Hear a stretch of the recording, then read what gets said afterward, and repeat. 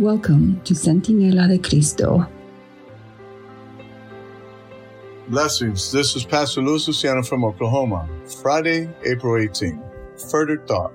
Read John chapter 2, verse 1 through 11. Matthew chapter 22, verse 1 to 14. 2 Corinthians chapter 11, verse 1 to 5. And Matthew chapter 25, verse 1 to 13. Once you realize how much data is available in the rest of the Bible to help you broaden your understanding of prophecy, it can be tempting to over-apply it. Throughout the centuries, some Christians have emphasized the symbolism and imagery found in the Bible stories to the point where they virtually begin to treat the historical narrative as a myth. While layers of meaning are to be found just about everywhere in Scripture, we must always remember that God has a way of taking real events that involve real people and using them to teach us things about His future interactions with the church. The wedding feast of Cana, for example, may offer insights into the metaphor of marriage used by prophecy. But the wedding was a literal event.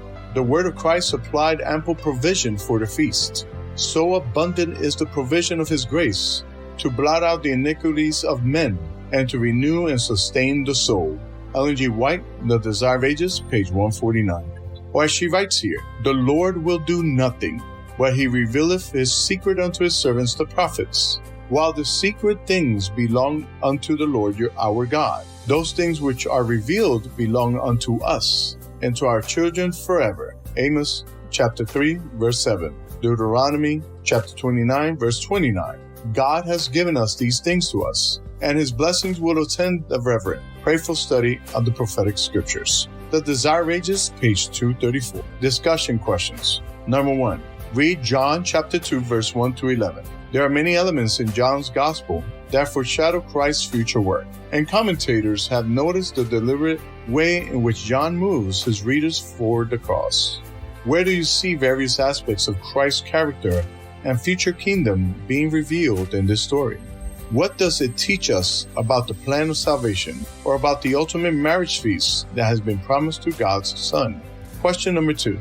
The parable of the 10 virgins is widely known and much loved by students of the Bible. What does this important story teach us about last day events?